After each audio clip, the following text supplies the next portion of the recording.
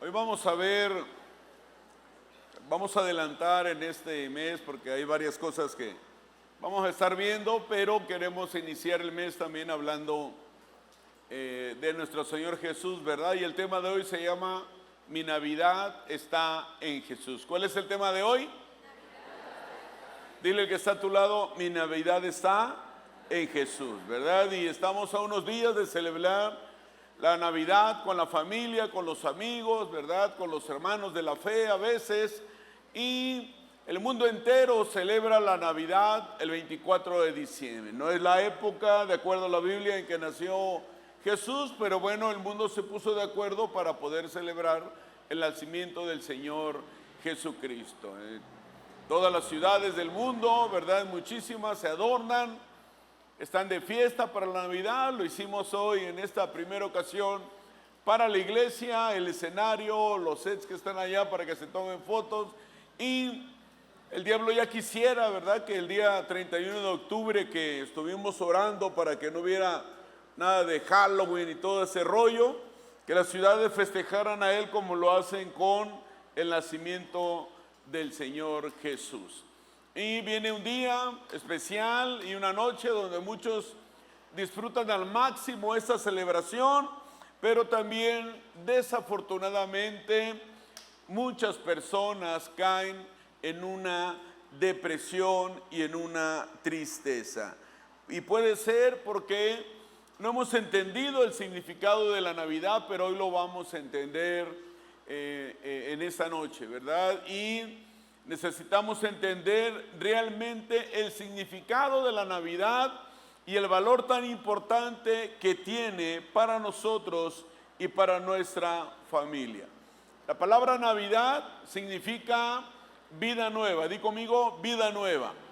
Ese significa Navidad. Pero también Navidad significa nacimiento.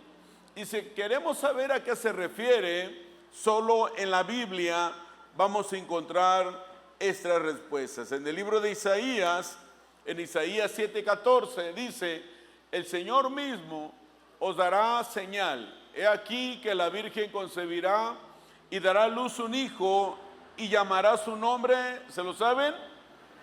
Emmanuel. Digan conmigo, Emmanuel. Emmanuel significa ¿qué? Dios con nosotros, ¿verdad? Vamos a decirlo, 1, 2, 3. Dios con nosotros. Y sabemos que 700 años después José recibe un mensaje en Mateo 1:18, pero José, no el soñador, sino José, el de María. Y dice Mateo 1:18 y 25, nacimiento de Jesucristo.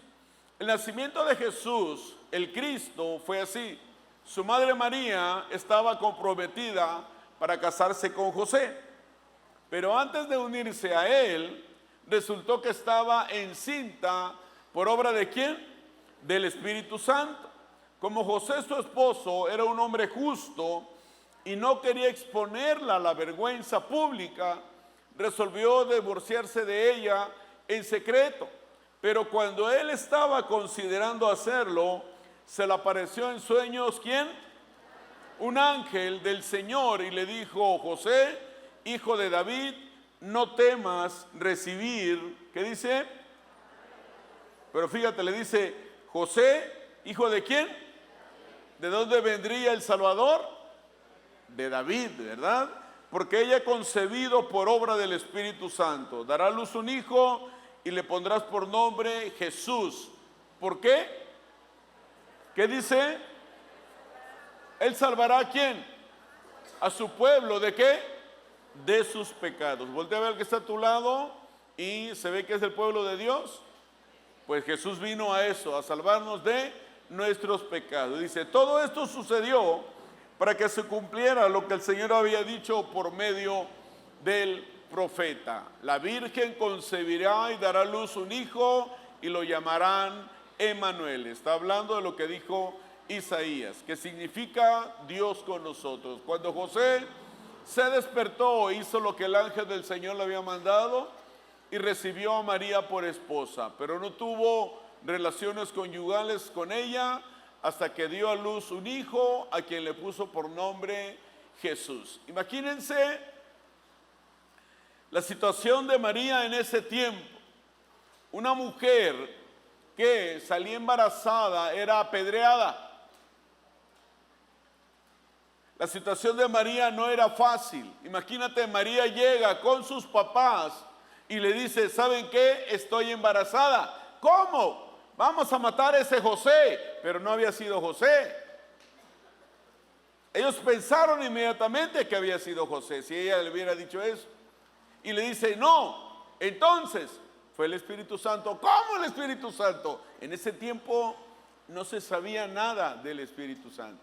El Señor hablaba directamente a la gente, ¿verdad? A través de sus ángeles. Entonces, el nacimiento de Jesús trae consigo un propósito muy lindo, del cual todos los que estamos aquí ya fuimos partícipes y lo concretaremos muy pronto en el cielo al pasar una eternidad con nuestro Señor y Salvador. Ahora imagínate la situación de María al decirle a José, alguien que se va a casar, una mujer, y que le diga eso al futuro esposo, que está embarazada. ¿Cómo? O sea, la situación complicada, pero nuestro Dios envió a Jesús para salvarnos, para perdonar nuestros pecados, y Dios no envió a su Hijo para condenarnos. Lo he leído mucho.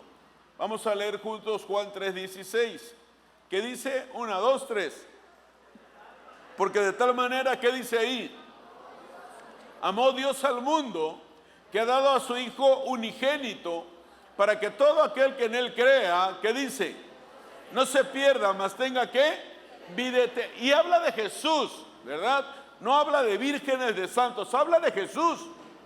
Él es el único, dejó de ser Dios, vino a la tierra, fue a la cruz, lo golpearon, lo crucificaron por nuestros pecados. Él derramó su sangre en la cruz. Por eso dice que todo aquel que en Él crea no se pierda, mas tenga vida eterna. Ese es el regalo que Jesús vino a darnos a nosotros. ¿Cuántos le fallaron al Señor la semana pasada? ¿Verdad? Todos le fallamos al Señor. Estamos aquí, le fallamos, ¿verdad? Hicimos cosas malas. Hemos estado mal en nuestra vida, en nuestra familia.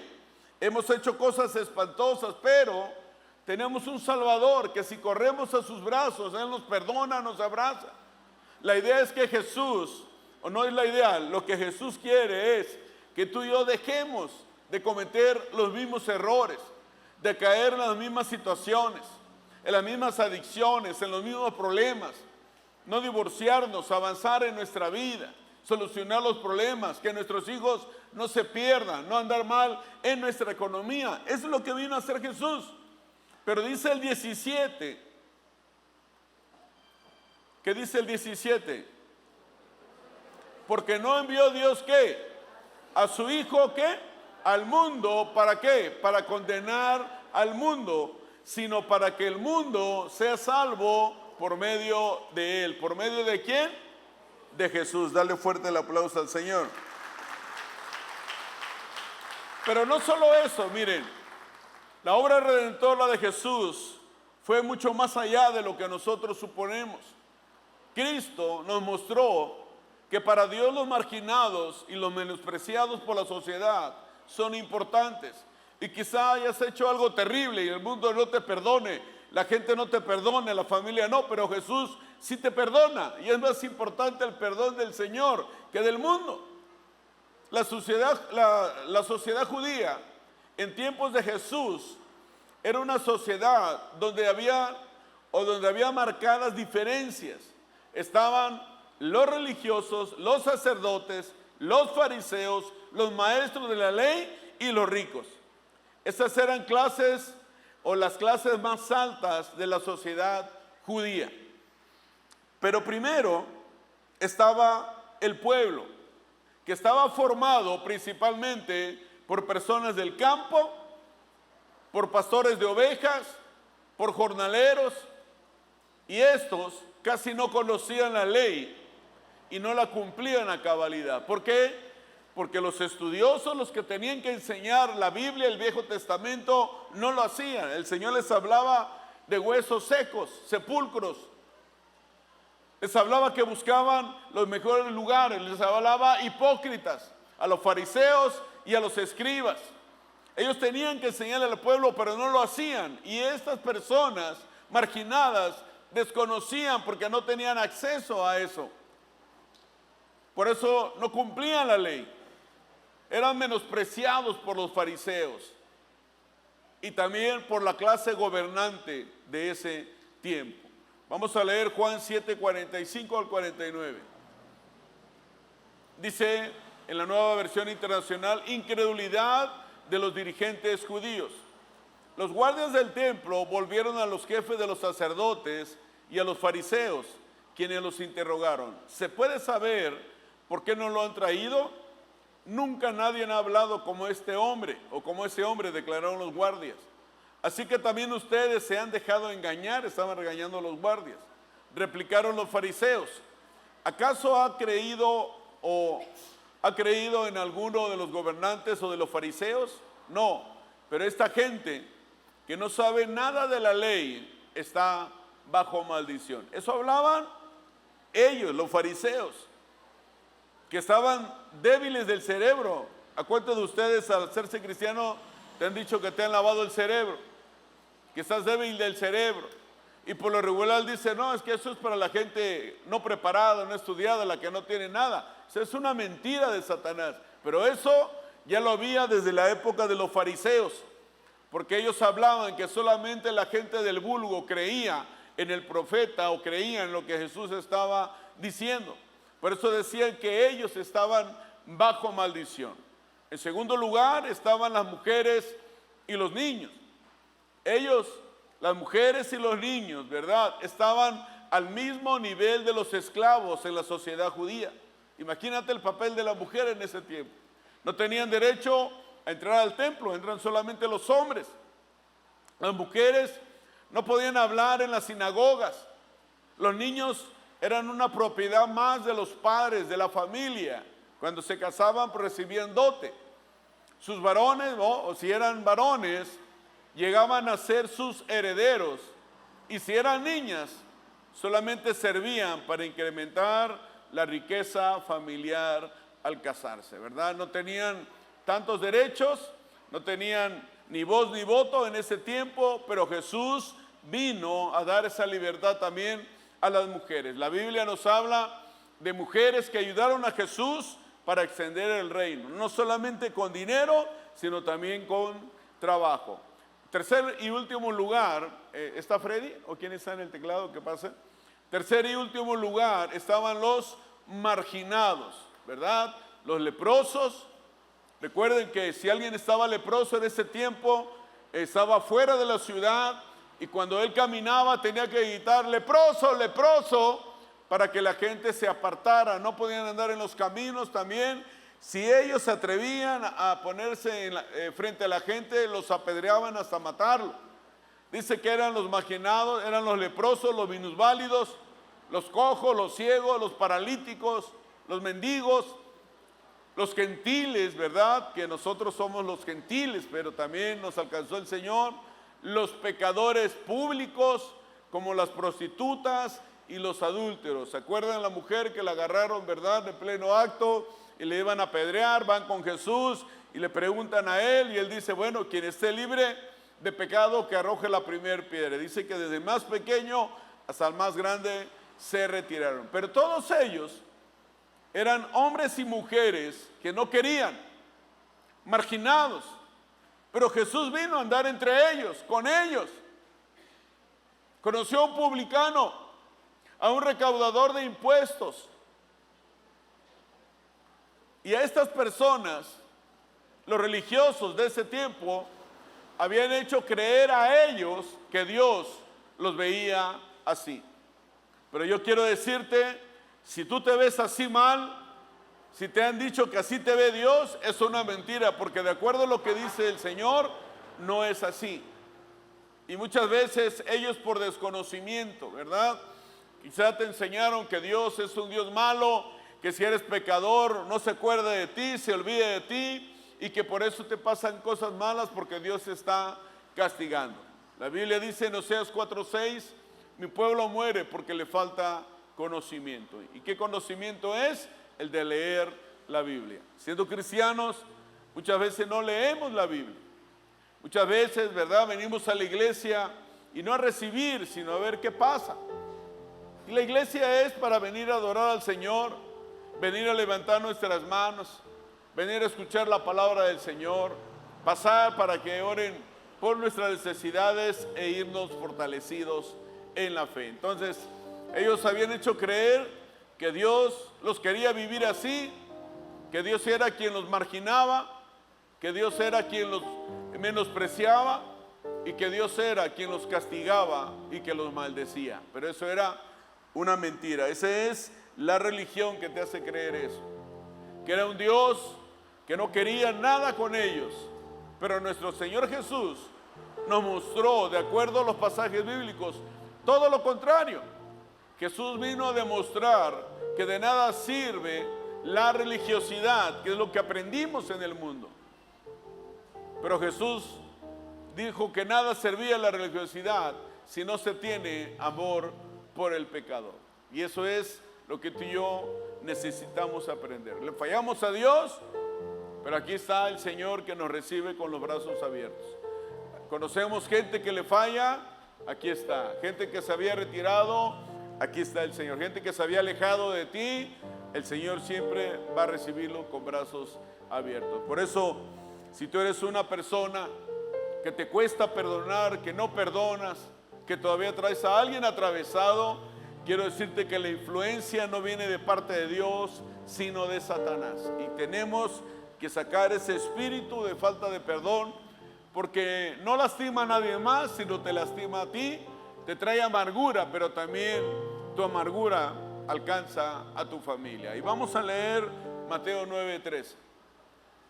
Y dice, id pues y aprender lo que significa, ¿qué dice ahí? Misericordia quiero, ¿y qué más? Y no sacrificio. Eso es lo que dice el Señor. Porque no he venido a llamar ¿a qué? A justos, sino ¿quiénes? Levantemos la mano a los pecadores, ¿verdad? Pero Él ha venido a llamar a los pecadores, ¿a qué? ¿A juzgarlos? No, ¿qué dice ahí? Al arrepentimiento. Arrepentimiento significa, arrepentirse significa no llorar, patalear y otra vez, no. Arrepentimiento significa dejar de hacer o dejar de cometer ese pecado. Cuando tú verdaderamente te arrepientes, ya no vuelves a pecar de la misma manera. Porque si no, solamente son lágrimas hacia afuera. Ahora, ¿con quién vemos que Jesús se relacionó en su ministerio público? Lo hemos dicho, con los marginados de la sociedad, con aquellos que nadie se interesaba por ellos, que nadie veía por ellos, cuando lo tenían que hacer en aquel tiempo los sacerdotes de ese tiempo. Entonces, vemos a Jesús tocando y sanando leprosos. ¿Quién hacía eso? Nadie. Los leprosos fuera de la ciudad, marginados. Si tenían familiares que no se habían olvidado de ellos, les llevaban comida, ropa, alguno que otro ungüento, quizá droga, para que no sintieran tanto dolor porque se estaban cayendo a pedazos. Vemos a Jesús sanando ciegos y paralíticos. Vemos a Jesús hablando y salvando a una mujer samaritana, que el pueblo odiaba a esa mujer, menos los hombres, ¿verdad? Pero viene Jesús, sus discípulos, se necesitaban 12 discípulos para ir a comprar comida, dejan a Jesús solo, viene esta mujer samaritana a mediodía por agua, platica con Jesús, pero esta mujer, al no sentirse acusada ni señalada por Jesús, ella cree en Jesús.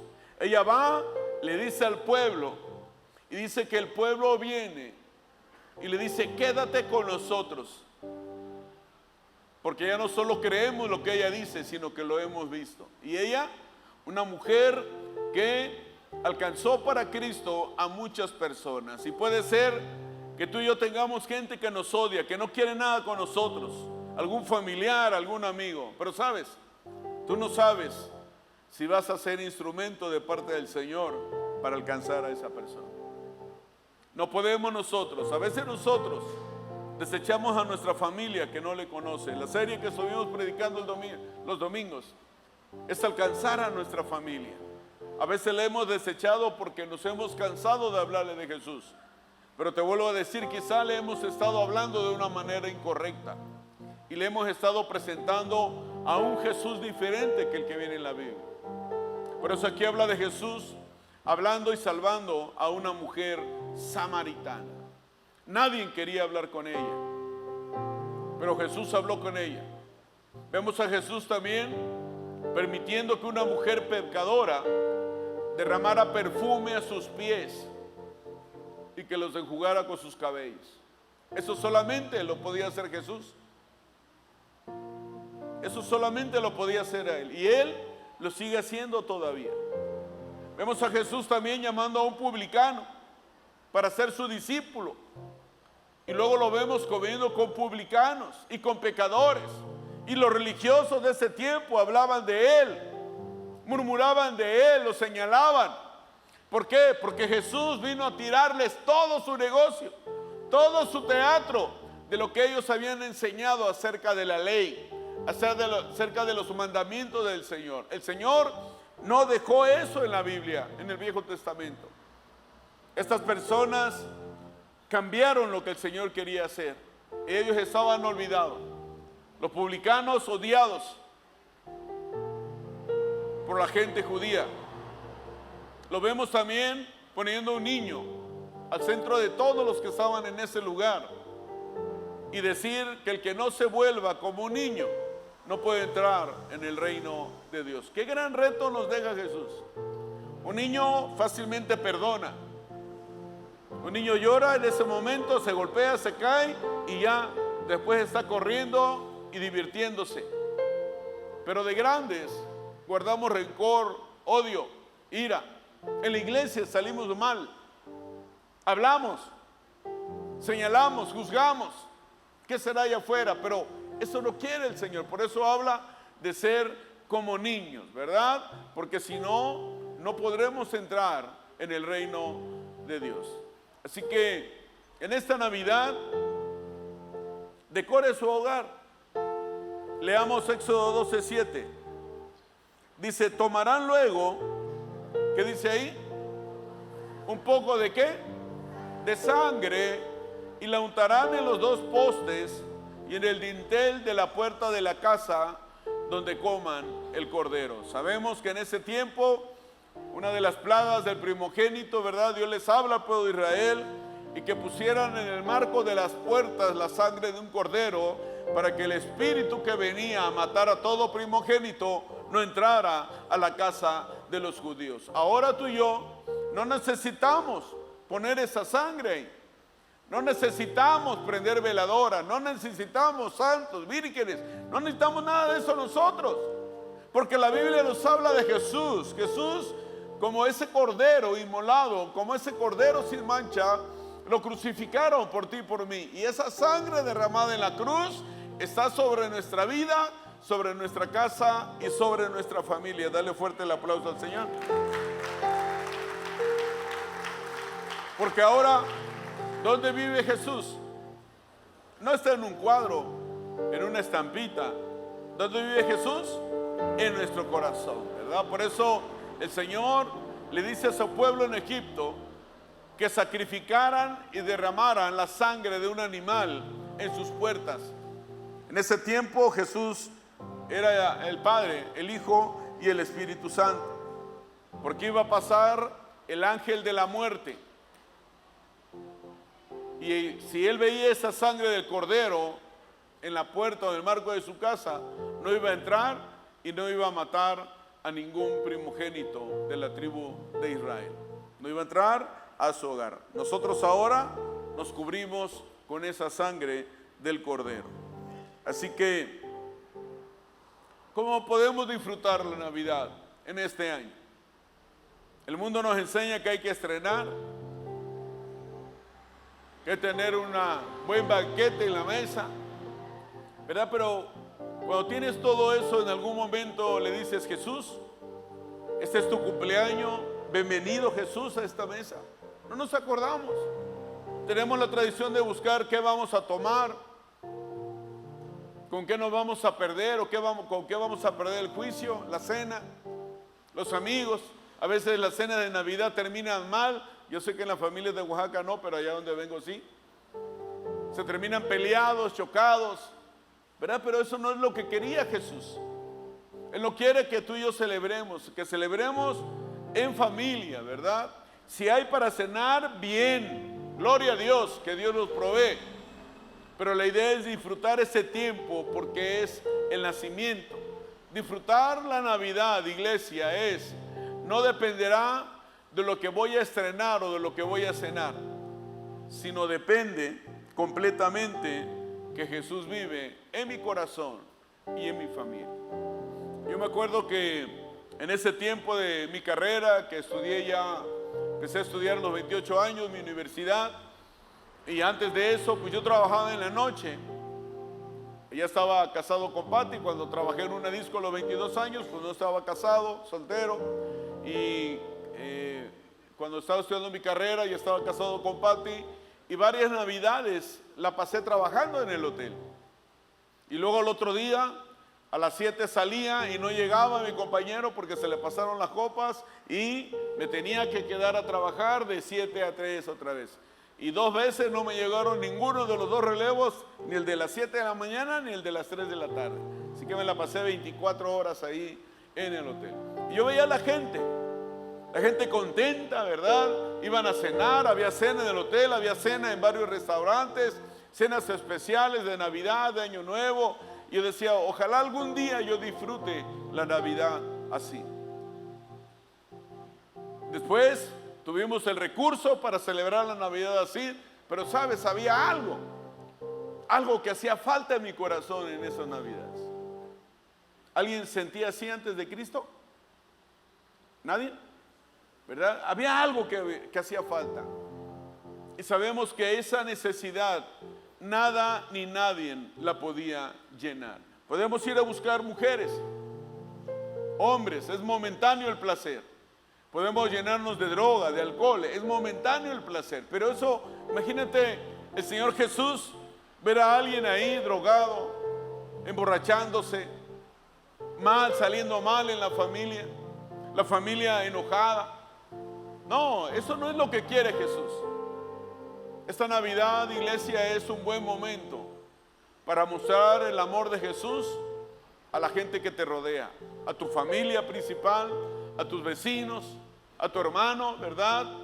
Regálales algo, regálales el amor de Jesús. Sé que no es tan fácil, pero miren, sigamos de la estrella como lo hicieron los sabios de Oriente. El otro miércoles voy a predicar sobre eso, sobre los sabios de Oriente, ¿verdad? Que no eran reyes magos. Mira, esa es la historia que inventaron para que compres juguetes y todo ese rollo. Los regalos eran para el niño Jesús, ¿verdad? Pero lo vamos a explicar muy bien. ¿Quiénes eran estos sabios de Oriente? ¿Qué hacían estos sabios de Oriente? ¿Por qué conocieron o sabían que Jesús iba a nacer? El miércoles que viene se los voy a decir. Mateo 2, versículo 1 y 2, en la Nueva Versión Internacional. Visita de los sabios. O sea, estos no eran magos, eran hombres estudiosos de las estrellas, de los astros. O sea, no eran magos, charlatanes, no eran eso. Eran sabios. Dice, después de que Jesús nació en Belén, de Judea, en tiempos del rey Herodes, llegaron a Jerusalén, ¿qué dice ahí? Unos sabios procedentes del oriente. ¿Dónde está el que ha nacido rey de los judíos? Ellos, que venían de otro lugar, sabían que iban a ser el rey de los judíos. Los judíos no buscaron nada de eso, nada. Y le preguntaron, vimos levantarse su estrella y hemos venido ¿a qué? A adorarlo, fíjate nada más. O sea, ellos seguían una estrella. Esa estrella los llevó hasta ese lugar en Belén, donde nació el Señor Jesús. La otra semana veremos qué regalos le llevaron al Señor Jesús o al niño Jesús. ¿Qué significaba cada regalo en aquel tiempo? Era de lo más costoso. Y podemos decir, es que el Señor Jesús le gusta la pobreza. No, el Señor Jesús era humilde. Pero ustedes como madres oaxaqueñas, si hubieran recibido dinero para ir a una posada y no a un lugar feo donde nació Jesús, ¿lo hubieran hecho, sí o no? Porque le dejaron mucho dinero. El punto era que no había donde hospedar al Señor Jesús. Entonces, estos sabios de Oriente siguieron una estrella que los guió hasta El Salvador. Esa estrella no está ahora, pero hay algo que nos guía.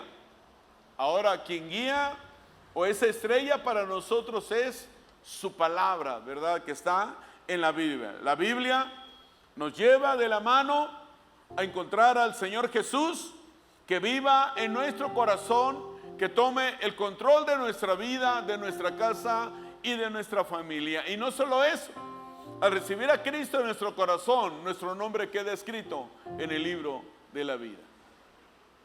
¿Alguien dice amén? ¿Verdad? ¿Por qué? ¿Por qué la Biblia? Porque en ella vamos a encontrar salvación.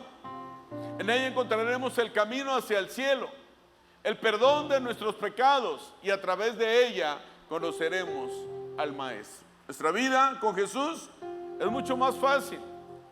El recibir a Cristo en Jesús o ser cristiano no significa que no tendremos problemas y situaciones. Pero sabes, si no fuera por crisis, situaciones, problemas, enfermedades, problemas en el matrimonio, con los hijos, en la economía, ¿cómo crecería nuestra fe?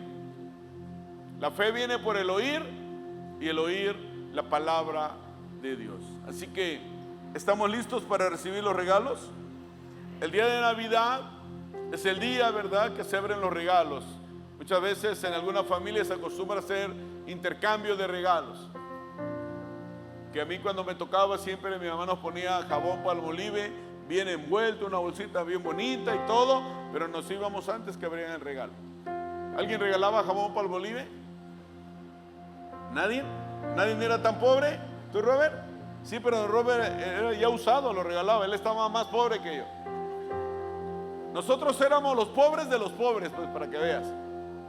Entonces, puro jabón Sote, no, porque mi mamá lo usaba para lavar. ¿Alguien se bañó algún día con jabón Sote? Mire, véanse su cabello, a excepción de Aarón, que se le cayó.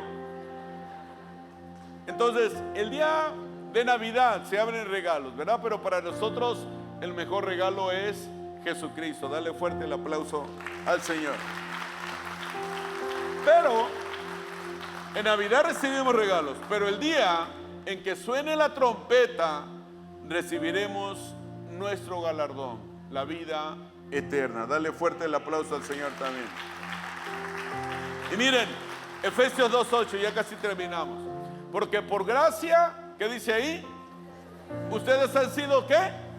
O sea, ¿mediante qué? La fe. La fe viene por el oír, y el oír ¿qué? La palabra de Dios. Por gracia. La gracia significa regalo inmerecido. Dice, esto no procede de ustedes, sino que es el regalo ¿de quién? ¿De una virgen, de un santo? No, de Dios. No por obras, para que nadie se jacte que por obras. Para que nadie se jacte, dice ahí. Porque somos, ¿qué dice ahí? ¿Hechura de quién? De Dios. Creados en Cristo Jesús. ¿Para qué? Para buenas obras. Entonces, ¿por qué le fallamos al Señor? Porque estamos en ese camino de la perfección. Santo significa apartado para Dios, pero no somos perfectos y nunca lo seremos. Pero dice que al recibir a Cristo somos apartados para buenas obras, las cuales, dice, Dios dispuso de antemano a fin de ¿qué? De que las pongamos ¿qué? En práctica, ¿verdad? Nuestro más grande galardón, iglesia, es la salvación de nuestra alma. Cuando Dios crea al hombre, ¿verdad? Lo crea del polvo de la tierra, pone su espíritu en él. Por eso es que la salvación tuvo un gran precio: la muerte de Jesucristo. La salvación no es cualquier cosa, ¿verdad? La salvación es lo más importante que tú y yo tenemos. Vean en el mes de diciembre, ¿a quienes celebran? ¿Habrá algún día para Jesús? No lo hay. No lo hay. Peregrinaciones, no lo hay. Claro, el Señor no necesita eso. Él no nos dejó nada escrito de eso. Él vino, dio su vida por nosotros y Él dijo: el que me tiene a mí, tiene al Padre. El Padre y yo, uno somos. El que me conoce a mí, conoce al Padre. Así que vamos a ponernos de pie.